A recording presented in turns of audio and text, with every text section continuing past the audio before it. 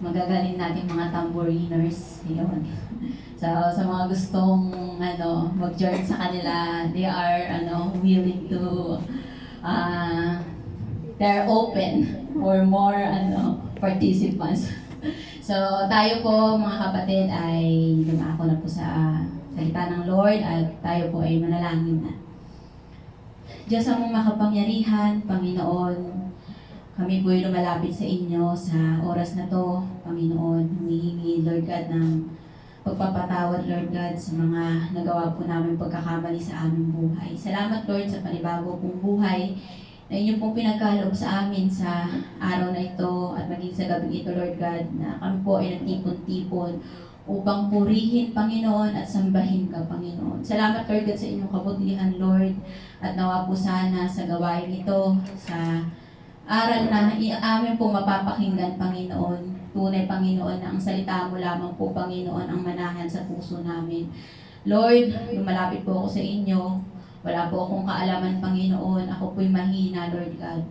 But by the grace and the power of the Holy Spirit, Panginoon, nawa po sana tunay na kayo po ang kumilos sa gabing ito at magpaunawa po sa amin ng inyong salita. Lord, ikaw po ang aming itinataas sa gabing ito mula po sa aming puso, Panginoon. Nagpapasalamat po kami. Pinupuri ka po namin, Lord. In Jesus' name we pray. Amen. Amen. Magandang gabi po mga kapatid. At papuri muli sa Panginoon sa gabing ito. So, kanina mga kapatid, sa ating pong worship song, napakaganda po ng intro po natin. Sabi po doon, Jesus is the center of it all. Jesus is the center of this church. Ewan ko lang kung nanamnam niyo yung kanta na yon. Pero nanamnam ko siya mga kapatid. Kasi tunay na ang Panginoon lang naman yung sentro kung bakit tayo nandito ngayong gabi. Tama po ba? Meron po ba mga Buddhist dito? O kaya ano bang mga relihiyon? Meron po ba? Muslim? O di po ba si Jesus lang ang dahilan kung bakit po tayo nandito at nagtipon-tipon sa gabing ito. So, salamat sa Panginoong Jesus dahil tunay na ang kabutihan niya lang po ang maitaas sa gabing ito. So, dumako po tayo mga kapatid sa ating pag-aaral and tayo po ay nasa 2 Corinthians 6:14 to 18. So, sabi po dito, ang pakikisama sa mga di sumasampalataya. So, 14, sabi po, huwag kayong makisama sa mga di sumasampalataya na para bang kapareho ninyo sila. Maaari bang magsama ang katuwiran at ang kalikuan o kaya'y ang liwanag at ang kadiliman. So ito pong salita nito mga kapatid ay pertaining sa mga tao sa Korinto. Ito po, si Pablo po ang nagsasabi nito mga kapatid. Sabi niya po dito, sa mga taga-Korinto, huwag kayong makisama sa mga di sumasampalataya. Malakas po mga kapatid. Nakinig mo? Huwag na nga lang ako mag-mic. Yun. Sabi dito, huwag kayong makisama. Sabi niya dito sa mga taga-Korinto, na para bang kapareho ninyo sila. Yung tinutukoy niya dito mga kapatid, na mga tao ay mga nakatanggap na sa Panginoong Jesus. Katulad din po natin. Tama po ba? Tinanggap na po ba natin ang Panginoong Jesus sa ating buhay? So sinasabi po yun ni Pablo dito sa mga taga-Korinto. Kaya nga nung last na pag-aaral natin, na pinreach ni Sister May Grace, sabi niya po dito sa last, mga taga-Korinto, in-address na talaga taga mga Korinto, tapatan ang pagsasalita namin sa inyo. Binuksan namin ang aming puso sa inyo. Hindi namin isinara ang aming puso sa inyo. Kayo ang nagsara ng inyong puso sa amin. Kinakausap ko kayo bilang mga anak, buksan naman ninyo sa amin ang inyong puso tulad ng ginagawa namin sa inyo. So, narinig niyo mga kapatid, yung word na yon, talagang nagbibeg si Pablo, buksan niyo naman yung puso niyo. Kasi kayo ang tunay na nagsara ng puso niyo sa amin. Kaya sabi niya dito sa mga taga-Korinto, huwag kayong makisama. Kasi itong mga taga-Korinto na itong mga kapatid, na-adapt na sila ng ng mga ibang katuruan, ng mga ibang mga tao na pumunta sa kanila. Bali, indwelling those people who are unbelievers, mga kapatid, ay talagang ma-attach ka. Kaya sabi po dito, huwag kayong makisama. So, ibig sabihin ng makisama mga kapatid, ibig sabihin, may union. Merong union, or yun nga sinasabi sa Biblia, do not be yoked o makipag-isa sa di sumasampalataya na para bang kapareho ninyo sila. Tayo mga kapatid, may mga unbelievers na friends po ba tayo? Di po ba marami? At hindi po natin maiiwasan yun. Sa trabaho, kahit sa pamilya, nakapalibot po sila. So, let's continue. Sabi po dito, maaari bang magsama ang katuwiran at kalikuan o kaya'y ang liwanag at kadiliman? So, ibig sabihin po ba dito ni Pablo, mga kapatid, hindi na tayo makikipag-friends sa mga unbelievers? O hindi na tayo makikipag-usap? Or iisnabin na natin sila? So, ang sinasabi po dito ni Pablo, mga kapatid, huwag kayong makisama. Makisama meaning to say, you are decided na mag-unite doon sa tao na yun. For example na lang, mga kapatid, when you are getting into marriage, di po ba? Wala man po akong sapat na kaalaman doon. Namatay, Brother Bernie. Ano nangyari? Yung computer natin, madali siyang matulog. Bakit gano'n? Ayun, mga kapatid. Nasaan na ba ako? Pertaining to marriage, mga kapatid. Sabi po, di po ba sa Corinthian, when you are getting into marriage, sabi po dito, kailangan yung nananampalataya. Yung parehas kayo. Kasi mag-unite kayo eh. Ang hirap naman ng mga kapatid, di po ba, kahit hindi mananampalataya, kuwari, sa isang boarding house, iba yung gusto niya, iba rin yung sa'yo.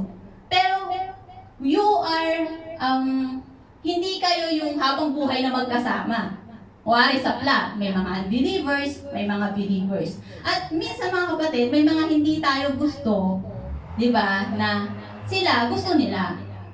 So, kung sa mga panahon na yon ay tayo ay minsan nawawalan ng pasensya, minsan ay tayo ay nawawalan nga ng mga sablano. So how much more dwelling doon sa tao na habang buhay mong makakasama. Kaya sabi dito ni Pablo, huwag kayong makisama sa mga di sumasampalataya na para bang kapareho ninyo sila.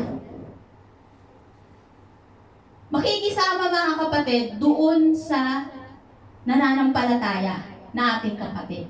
But when it comes, mga kapatid, katulad ng sa ating mga trabaho o sa mga pamilya na nakakasama natin, there are unbelievers. Hindi po natin yan maiiwasan, mga kapatid. Sabi dito ni Pablo, maaari bang magsama ang katuwiran at kalikuan? Kasi itong mga taga-Korinto, mga kapatid, natanggap na nila ang Panginoong Hesukristo. Pero they're doing the other way. Nakaka-relate po ba tayo dun, mga kapatid? You praise the Lord with your mouth, pero iba yung ginagawa natin. At hindi po kaila po sa atin itong mga kapatid. Kaya nga sabi dito, maaari bang magsama ang katuwiran at kalikuan? Kaya nga may mga kapatid na laging pinapaalalahanan sa atin, mga kapatid, na huwag tayong mag-dwell sa kasalanan. Kung tayo ay nakatanggap na sa Panginoong Hesukristo, lumakad tayo na naaayon sa Kanya. Lalo't-lalo na tayo ay mananampalataya. Kasi maraming nakatingin sa atin, mga kapatid. Not to boost ourselves, but to boost the Lord. Kasi yun yung ibinubuka ng ating bibig. Yun yung sinasambit natin. Yun yung pinag-aaralan natin. Pero iba yung ginagawa natin. We never know kung sino man po yun o kung nagagawa po pa natin. Pero po ito po yung sinasabi ni Pablo sa mga taga-Korinto. At maaaring sa atin din ngayon mga kapatid, na sabi niya dito, maaari bang magsama ang katuwiran at mga kalikuan? Kaya nga, sabi niya dito mga kapatid ni Pablo, basahin ko lang. Sabi niya po dito sa 1 Corinthians 5:9-12, sabi niya po dito, sinasabi ko sa aking sulat na huwag kayong makisama sa mga nakikiapid. Hindi ang mga di mananampalatayang nakikiapid, sakim, magnanakaw o sumasamba sa Diyos-Diyosan ang tinutukoy ko, sapagkat kinakailangan ninyong umalis sa mundong ito para sila'y maiwasan. Ang tinutukoy ko na huwag ninyong pakisamahan ay ang nagsasabing sila'y Kristiyano, ngunit nakikiapid, sakim, sumasamba sa Diyos-Diyosan, nanlalait, naglalasing at nagnanakaw. Ni huwag kayong makisalo sa mga ganyang uri ng tao. Wala akong karapatang humatol sa mga hindi Kristiyano. Ang Diyos ang hahatol sa kanila. Ngunit hindi ba't dapat ninyong hatulan ang mga nasa loob ng iglesia? Sabi nga sa kasulatan, itiwalag ninyo ang masasamang tao. Kasi mga kapatid, hindi mo kayang pwedeng pagsamahin, di ba, ang langis at ang tubig. Separate po sila mga kapatid. Kahit ang Panginoong Diyos, nung nagkasala si Adan at Eva, di ba, nahiwalay sila. Kasi ayaw ng Panginoon ng ganon. Because God is holy. Di po ba mga kapatid? Yan po yung karakter ng God. Na siya lang ang meron. Yung kabanalan niya mga kapatid. We can never be holy kasi minsan ay talagang nagkakamali tayo, nadadapa mga kapatid sa ating buhay. Pero salamat sa Panginoong Hesukristo.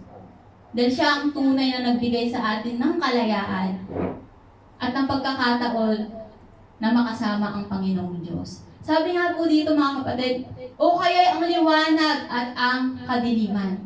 So pag pinatay po natin itong mga kapatid, ang ilaw, patay na po siya, wala na pong liwanag, maliban na lang kung may maliit na liwanag, di ba? Kung tayo po ay tinanggap na natin ang Panginoong Hesukristo sa ating buhay, sabi nga di ba, we are the light in the world. Tayo ang liwanag. O tayo po yung nagpapadilim sa ating paligid, mga kapatid. Tayo po ba ang kadiliman o tayo po ba ang kaliwanagan? Sabi dito, o kaya liwanag at kadiliman. Kaya yung mga ginagawa po natin mga kapatid na mga para sa Panginoon, ang Panginoon mismo yung mag-i-enlight sa'yo. Hindi mo kailangan magmalaki, hindi mo kailangan magyabang. Ang Diyos mismo, pag gumagawa tayo ng mabuti sa ating buhay, when we doing a good in our life, also good life will come back to us mga kapatid. Blessings will come back to us. Kung tayo ay gumagawa ng mabuti sa ating buhay. Pero kung gumagawa tayo ng mga bagay sa likod ng ating paglilingkod, mga kapatid, mga tago, o mga kasalanan, God will never dwell on that mga kapatid. At kaya sabi dito ni Pablo, o kaya'y ang liwanag at ang kadiliman. Verse 15, hindi na gumana. Bakit ganon? Okay. Sabi po dito sa verse 15, maaari bang magkasundo si Kristo at ang dyablo? Pwede po ba yun mga kapatid? Kayo gusto nyo mag-dwell sa dyablo? Sino po dito gusto? Di po ba sa mga tao lang na hindi mo gusto ang ugali, ayaw mo na makipag-dwell sa ganun eh.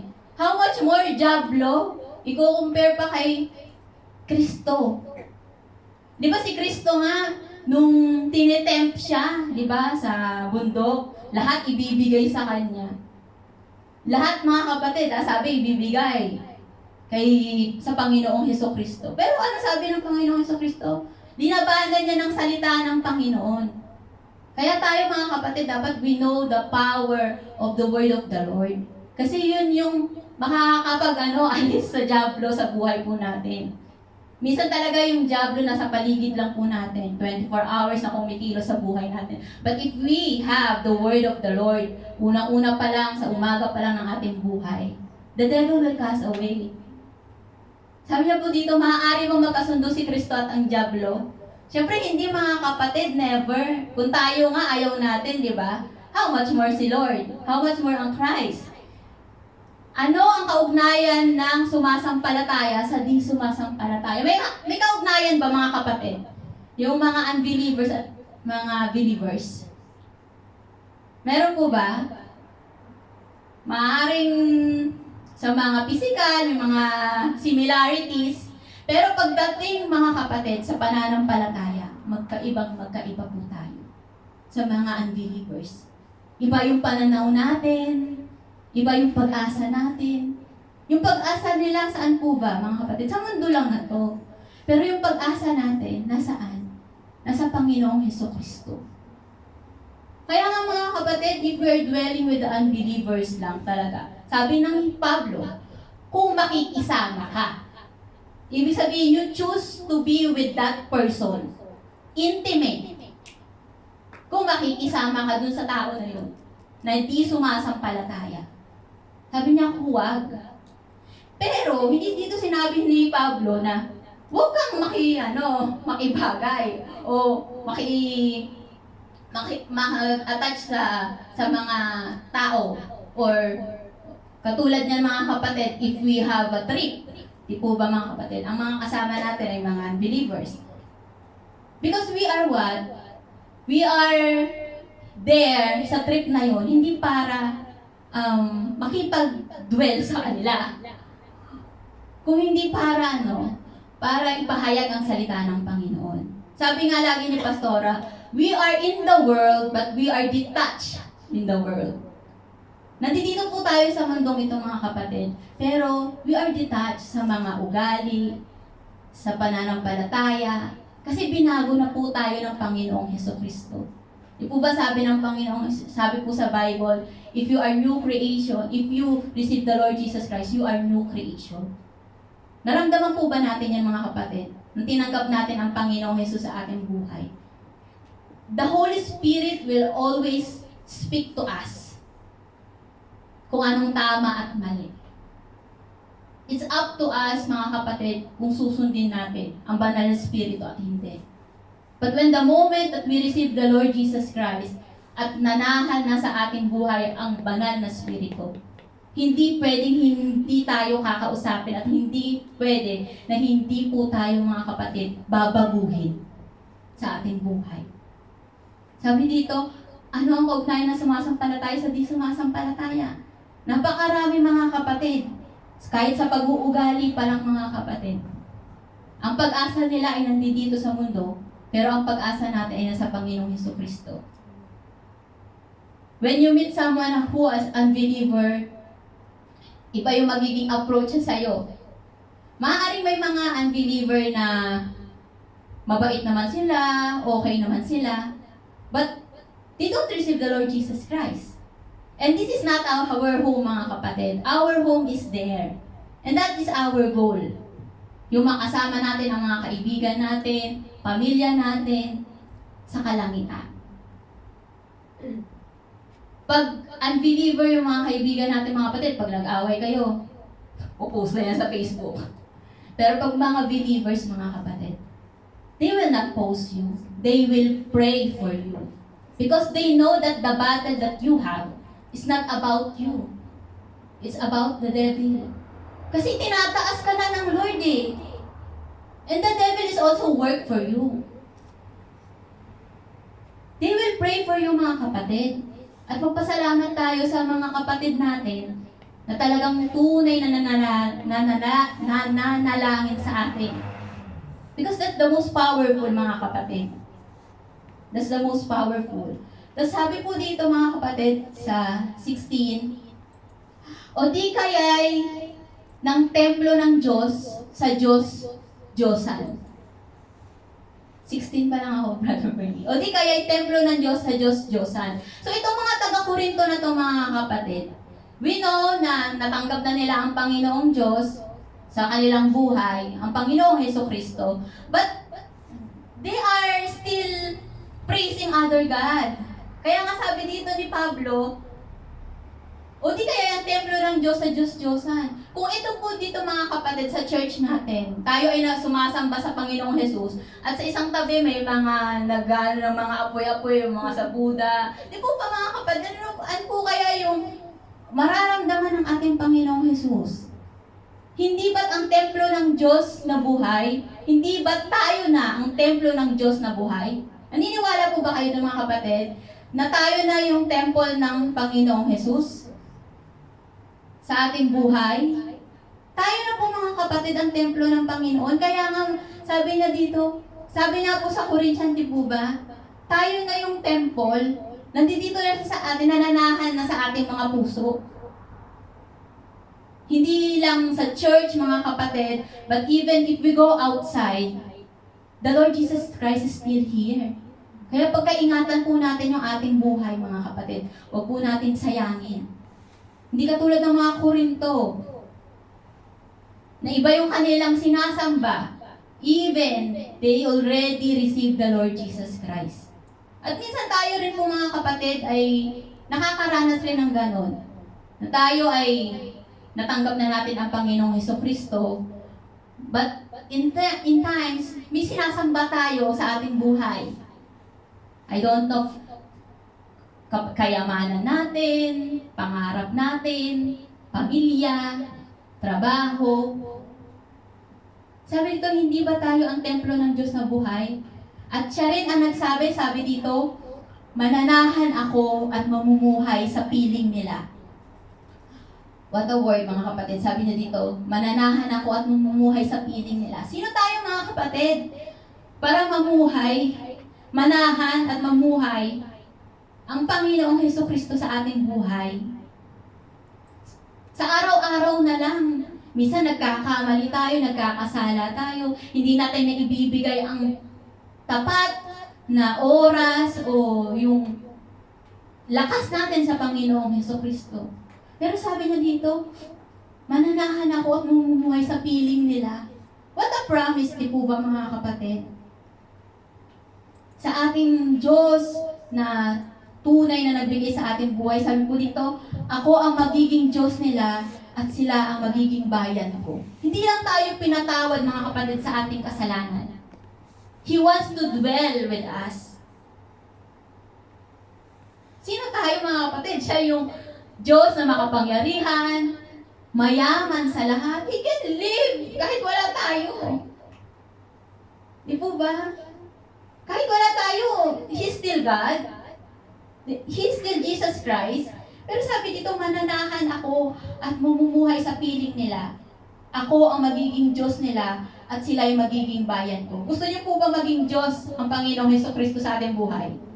O ibang Diyos po ang gusto natin? Ako gusto ang Panginoong Hesukristo lang.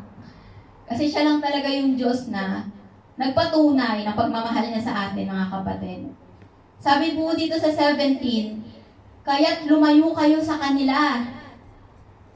Humiwalay kayo sa kanila. Sabi ng Panginoon. Minsan mga kapatid, no, when I start my journey as a Christian, may mga leader tayo na lagi sinasabi yung mga ganyang kataga. Lumayo kayo, iwasan nyo, humiwalay kayo. And from the start, minsan iisipin mo, ang corny naman, ano ba yan? Hindi ba pwedeng makibagay lang? Pero sabi po dito mga kapatid, lumayo kayo sa kanila, humiwalay kayo sa kanila. Sabi na, balik mo, Panginoon. Sino nagsabi? Panginoon. Hindi ako, hindi si Pastora, si Sister Metz, o yung mga kapatid. Ang Panginoon mismo ang nagsasabi, humiwalay kayo. Ibig sabihin, mga kapatid, pag nakita natin unbelievers, hihiwalay na tayo, hindi tayo makipag-usap sa kanila. No. kung makikisama ka sa kanila. If you have an intimate, for example, in a fellowship, mga kapatid, you have fellowship, may Saturday ka na gagawin sa gawain, pero mas pinili mo yung mundo. Makikisama ka kanino? Sa kanila. Kahit nga ang Panginoong Jesus, di ba? Nakikain siya dun sa mga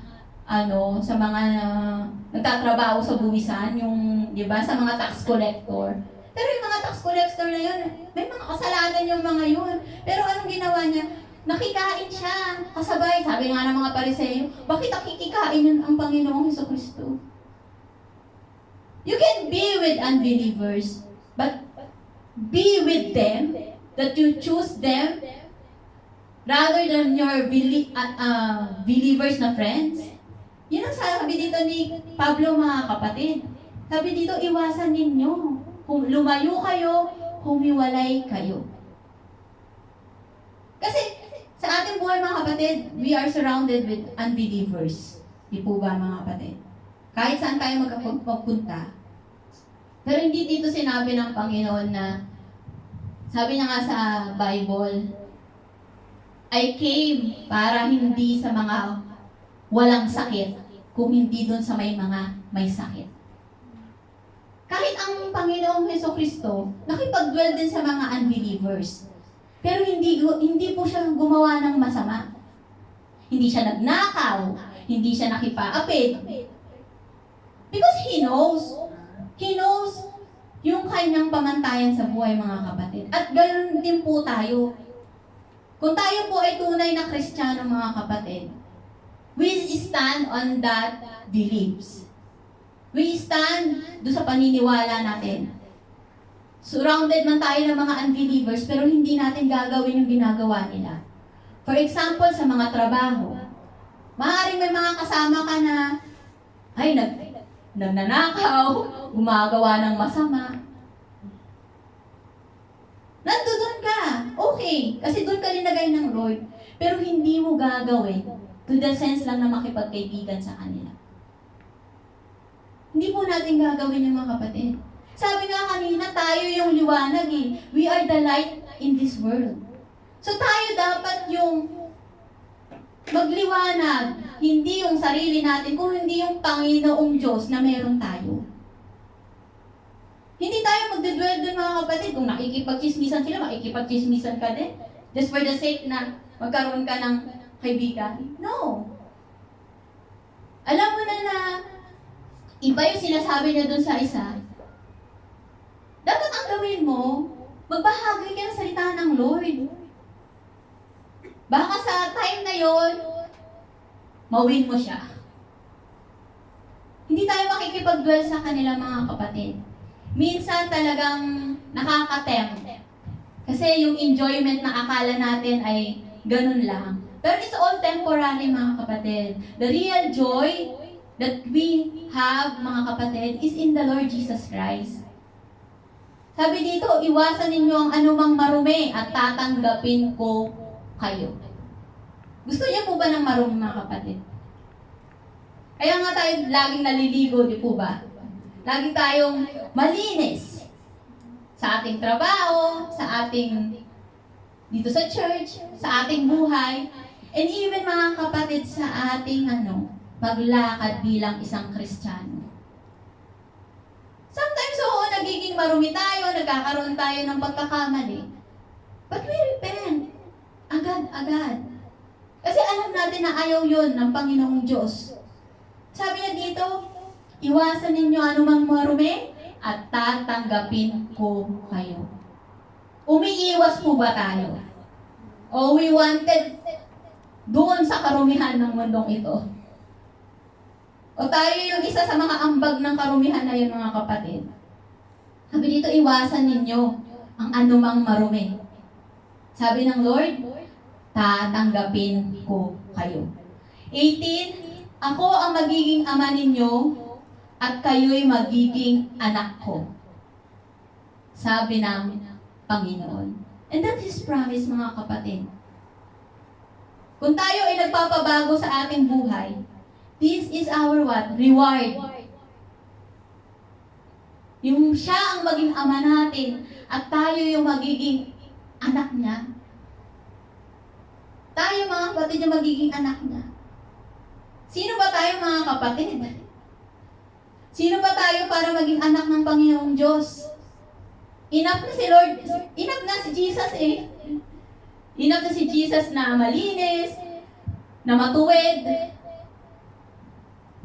Pero napakabuti lang talaga ng Panginoon na sa lahat ng mga karumihan na meron tayong mga kapatid, sa lahat ng mga pagkakataon na tayo ay nagbabackslide sa ating Panginoon, mas pinipili natin ang mundo, mas pinipili natin itong mundong ito mga kapatid. The Lord is always there willing to wait for us mga kapatid. Sabi dito sa 7, mga minamahal, yabang ipinangako sa atin ang mga bagay na ito, alisin natin sa ating sarili ang lahat na nakapagpaparumi sa ating katawan at sa ating espiritu. Ipinangako mga kapatid. Mga minamahal, yamang ipinangako sa atin ang mga bagay na ito, alisin natin sa ating sarili ang lahat ng nakakapagparumi sa ating katawan at sa ating espiritu. Nais niyo po ba mga kapatid na makapiling ang Panginoong Diyos sa ating buhay? That is our final goal. Hindi yung makapagpatayo ng bahay, magkaroon ng sasakyan, mapagtapos ang mga anak. Well, it's good. Kung papupurihan natin ang Panginoon sa lahat ng blessings na meron tayo. But our final goal, mga kapatid, is to be with God. At sabi dito, ipinangako niya kung magpapalinis tayo sa ating buhay. Paano po ba maglinis mga kapatid? Maligo. Magsabon, maglotion. Know our sin. Alamin natin yung ating kasalanan. At humingi tayo ng kapatawaran sa ating Panginoong Diyos. He is a God who really forgive us, mga kapatid.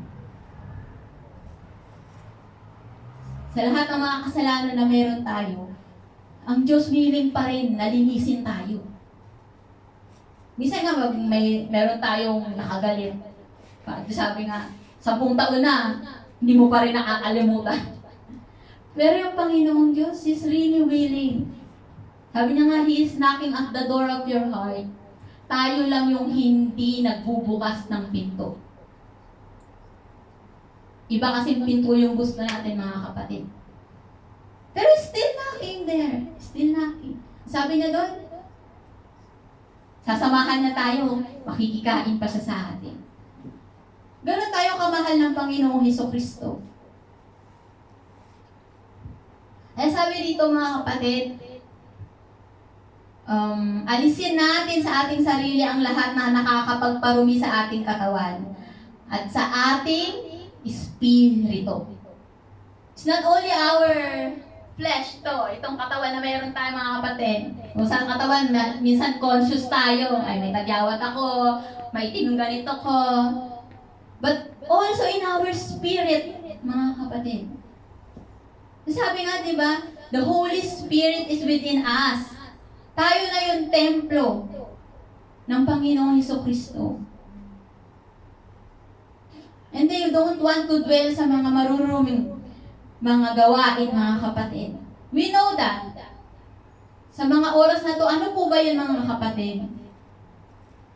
Yung nakakapagparumi sa atin na nakakahindrance para tayo ay lumakad ng matuwid sa ating Panginoong Diyos. Last, sabi po dito, sikapin nating mamuhay ng may ganap na kabanalan at paggalang sa Diyos. Mahirap po ba ito mga kapatid? Maiksi lang po siya mga kapatid. But napakalaman ng mensahe ng ating Panginoong Diyos. Sometimes, kala natin yung makikipag-dwell lang sa mga unbelievers ay sinasabi lang ng ating mga leaders, huwag kang mapag-dwell dyan. Kasi hindi yan mga mananampalataya. Pero ang nagsabi pala nito mga kapatid, ang Panginoon. Hindi tayo makikipag-dwell sa kanila mga kapatid na to the extent na gagawin rin natin yung ginagawa nilang mali. But we are here in this world to be a light and to be a salt. At kung hindi po natin yung nagagawa mga kapatid, turn back to the Lord Jesus Christ. Ask for forgiveness, and for cleansing our life and our soul sa ating buhay. Sikapin natin mamuhay ng may ganap na kabanalan at paggalang sa Diyos. Kung isa kang magulang, mga kapatid, gusto mo ba hindi ka gagalangin ng inyong anak? Of course, you want na galangin ka. Na lumakad yung anak mo na may kabanalan. How much more tayong mga anak ng Panginoon na tinubos niya sa pamamagitan ng Panginoong Hesukristo. And we are walking in the other side, yung makasalanan. And salamat lang sa pagpaparimain sa atin ngayong gabi mga kapatid, kung paano ang totoong pakikisama sa mga di mananampalataya. Kung tayo po mga kapatid ay natanggap na ang Panginoong Hesukristo sa ating buhay, there's once in our life na tayo rin ay unbelievers. At merong nagtiyaga sa atin. Hindi nakipag-dwell sa mga kasalanan na meron tayo, pero ipinakita sa atin, itinuro sa atin ang laman ng Biblia. And this is very, very powerful mga kapatid. At gamitin po natin, sabi nga yung kalayaan natin, yung pagiging anak ng Diyos para sa kanila. Sa ating mga ginagawa mga kapatid, sabi nga, di ba, whatever you do, either you eat or drink, do it to the glory of God. Kasi yun naman talaga yung ginagawa natin mga kapatid, kumain, uminom ng tubig. Yun yung mga oras-oras yung ginagawa natin. And even to be with other people, do it to the glory of God. May ma-chat ka, do it to the glory of God. May makakasama ka sa bus, do it to the glory of God. Lahat ng ating gagawin mga kapatid, lahat ng ating nakakasama, mapa-social media man yan, talento man natin, pamilya man natin, trabaho, finances, lahat para sa Panginoon. At ito po yung sinasabi ni Pablo mga kapatid. Huwag tayo makisama sa mga di sumasampalataya. Tayo ay maging ilaw at asin ng mundong ito. At kaya po natin yung gawin mga kapatid, di po ba? Sa tulong ng banal na Espiritu. Kung tayo lang mga kapatid, masasama tayo sa mga unbelievers. Pero salamat rin sa mga kapatid nating Kristiyano na nag-i-stand even though napakaraming mga obstacles sa paligid nila. Yun yung tunay talagang mananampalataya because they are what? They are every day dwell to the Lord. Kasi hindi mo naman makakaya yung mga obstacle na sa paligid mo kung wala yung Panginoong Diyos eh. At ikaw yung magiging ilaw sa trabaho mo, sa pamilya mo, kung saan ka dinestino ng Panginoon. Sometimes ayaw talaga natin minsan ng mga unbelievers na friends, lalo na talagang tunay na mananampalataya ka. Kung pwede na lang pumili, di ba sabi nga ni Sister Meds, dapat kaplat mo mga unbelievers. Di ba? Ang hirap naman kasi talaga pag hindi believers. Kung sa trabaho natin, hindi naman tayo mga kapatid makakapag-choose. But we stand. We can stand because of the Lord Jesus Christ. At hindi po natin yung magagawa mga kapatid na mag-stand kung wala po ang tulong ng Panginoong Hesukristo sa ating buhay. Wala pong tulong ng mga kapatid na laging nagpaparimain sa atin ng kabutihan ng Panginoon. Kaya mga kapatid, let's value our believer friends. Minsan, hindi man, minsan may mga hindi pagkakasundo,